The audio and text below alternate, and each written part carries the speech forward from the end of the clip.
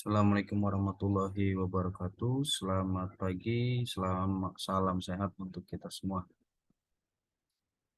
Perkenalkan, saya Albi Septa, perwakilan dari PT Solusi Jernih yang bergerak di bidang spesialis pengolahan limbah dan juga bergerak di bidang kontraktor.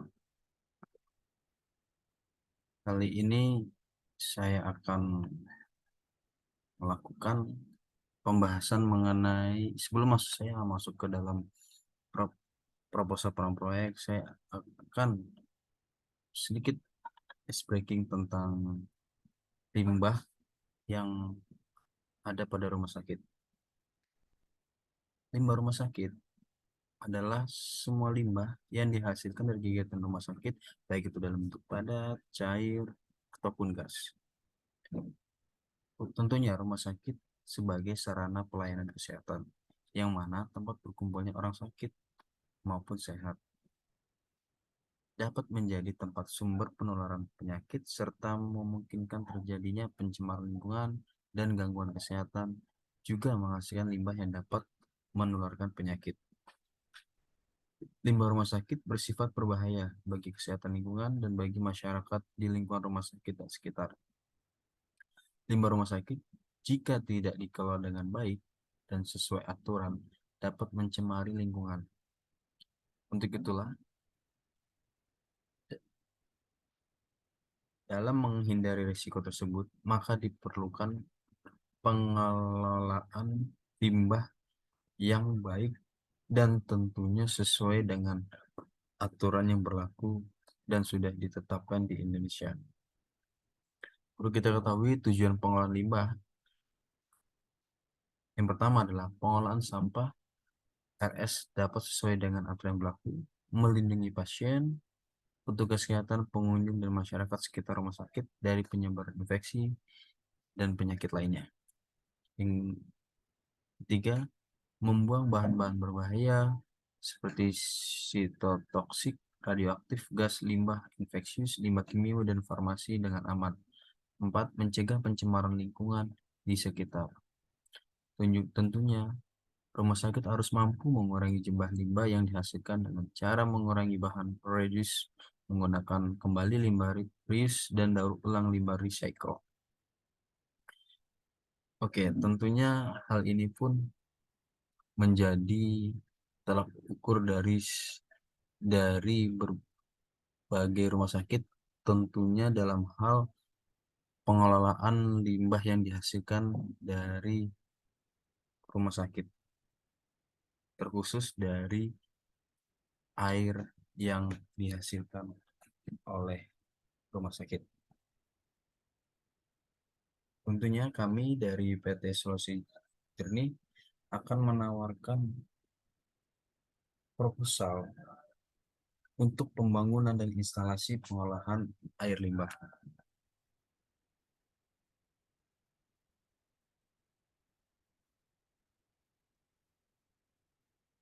Di sini saya, Albi Septanarisya, akan mewakili dari PT saya, Solusi Jernih, untuk memberikan pandangan-pandangan terhadap baiknya pembangunan dan instalasi pengolahan air limbah serta penawaran baik dalam pelaksanaan pekerjaannya, harga berdasarkan hasil survei dari tim kami di lapangan. Oke, baik. Untuk selanjutnya, ini ada beberapa konten dalam penawaran ini. Yang pertama adalah latar belakang, hasil survei, dan desain perencanaan. Yang ketiga, schedule pelaksanaan. Dan keempat, penawar harga pekerjaan.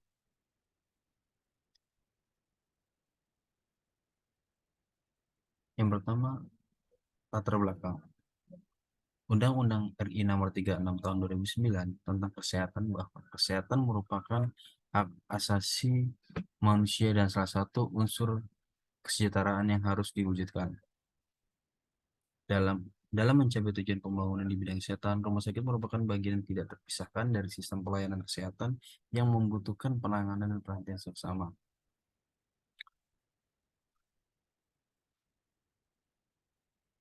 Dan berdasarkan Undang-Undang RI Nomor 32 Tahun 2009 tentang perlindungan dan pengelolaan lingkungan hidup, suatu kegiatan diwajibkan untuk mengolah dan mengelola limbah hasil kegiatannya dalam rangka pelestarian fungsi lingkungan hidup, dan limbah yang diolah dan dikelola tersebut wajib memenuhi standar baku mutu. Undang-undang ini dapat dijadikan dasar rumah sakit untuk mengelola limbah yang dihasilkan sampai memenuhi baku mutu lingkungan hidup. Rumah sakit perlu membangun instalasi pengolahan air limbah yang menghasilkan efluent yang aman untuk dibuang ke lingkungan. Potensi dampak air limbah rumah sakit terhadap masyarakat sangat besar. Hal ini tertuang dalam Peraturan Menteri Lingkungan Hidup Nomor Cap 58 MNLH 12/1995 tentang baku mutu limbah cair bagi kegiatan rumah sakit. Setiap rumah sakit diharuskan mengolah air limbahnya sampai memenuhi persyaratan standar yang berlaku. Penempatan baku mutu air limbah yang disesuaikan dengan Peraturan Lingkungan Hidup dan Kehutanan RI Nomor P68 MLHK Sekjenkum 1/8/2015 baku mutu air limbah domestik. Seiring dengan secepatnya pertumbuhan penduduk dan banyaknya pasien yang dirawat di rumah sakit, akan berdampak pada meningkatnya jumlah limbah cair yang akan dihasilkan rumah sakit. Oleh sebab itu, perlu direncanakan instalasi pengolahan limbah cair yang aman, murah, serta mudah dalam operasionalnya. Ini hasil survei dan izin perencanaan. Berdasarkan hasil survei tim kami di lapangan di rumah sakit kelas tipe C yang berada di Pemalang, yaitu Rumah Sakit Umum Prima Medika yang ada di Pemalang. Berdasarkan hasil tersebut, sumber limbah pada rumah sakit berasal dari ruang rawat inap, musola, laboratorium, ruang tindakan toilet, dan dapur. Debit limbah dihitung berdasarkan kebutuhan air bersih pelayanan kesehatan, yaitu 200 liter per TT hari. Saat ini puskesmas memiliki 11 tempat tidur dan direncanakan 5 tempat tidur tambahan pada sebulan ke depan. Kebutuhan air untuk karyawan sebanyak 40 liter per orang dan kebutuhan air pengunjung 8 liter per orang. Dari data tersebut, maka total debit air limbah sebanyak 25,7 kubik. Berdasarkan jumlah tempat tidur ruang perawatan 3 meter kubik. 3 meter kubik, jumlah karyawan 1,7 kubik, dan jumlah rata-rata kunjungan rawat jalan 221 meter kubik. Berikut daftar hasil perhitungan dimensi IPAL dengan debit 25,7 meter kubik per hari. Yang pertama ada unit bak pemecah lemak dan 2,1 kubik, bak ekulasi 0,4 kubik, bak pandap awan 4,3 kubik, bak biofilter air 4,8 kubik, bak biofilter air 2,9 kubik, bak pandap air 4,3 kubik, bak biokontrol 4,3 kubik. Oke, ini desain perencanaan IPAL pada rumah sakit.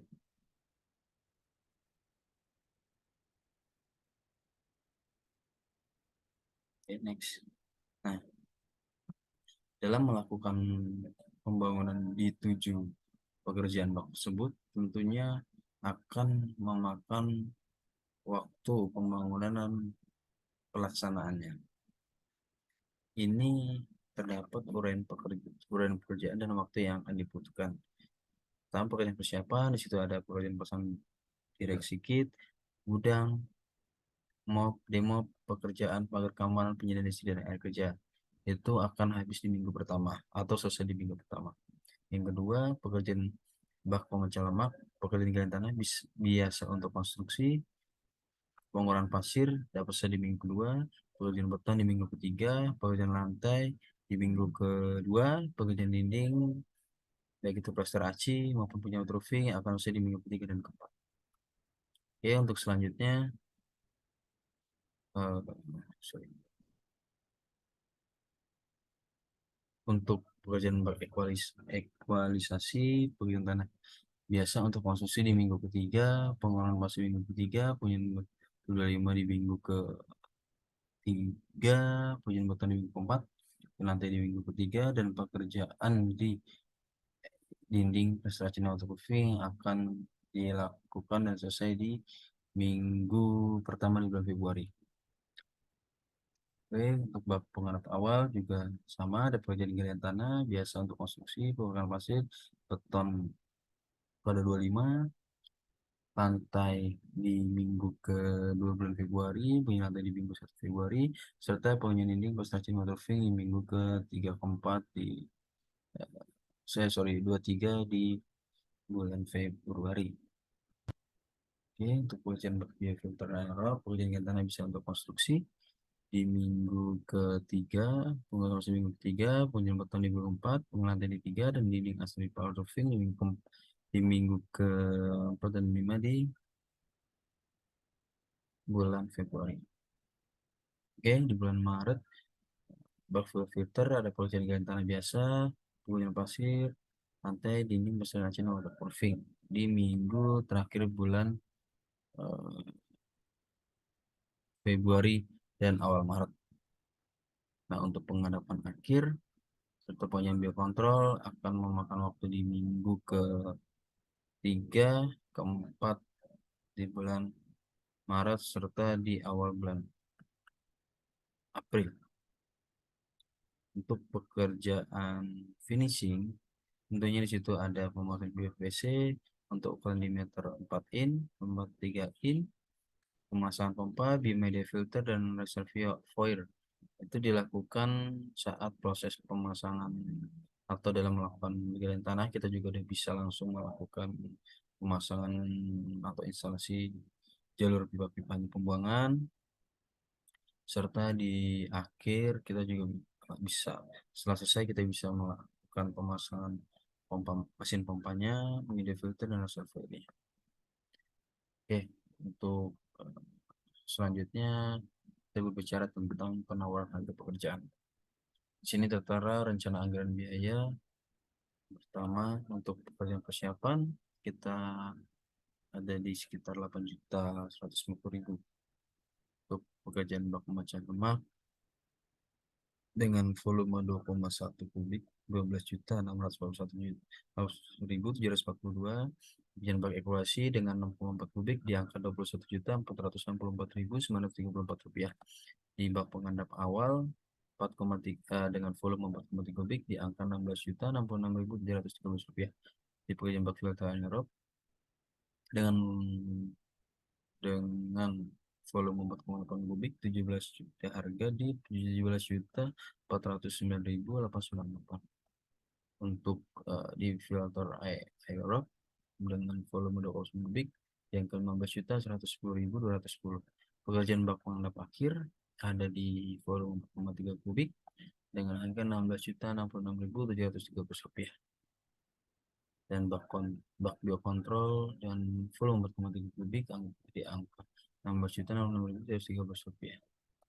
Dan yang terakhir di finishing kita di angka 148.634.630 rupiah, dengan keseluruhan totalnya 271.611.554 sudah include PN. Baik, untuk pesan kami, PT Solusi Jernih berada di Menara Multimedia lantai 8, Jalan Kebon Siri, nomor 12, Gambir, Jakarta. Berikut untuk email maupun nomor telepon. Terima kasih. Sekian, terima kasih. Berikut akhir dari penawaran kami selaku Solusi Jernih. Bila atau memang ada pertanyaan ataupun tidak, terima kasih. Mohon maaf bila dalam penyampaian materi penawaran banyak kekurangan serta banyak kesalahan. Demikian, saya Aldi Saka, perwakilan dari PT Solusi Jernih. Assalamualaikum warahmatullahi wabarakatuh. Terima kasih.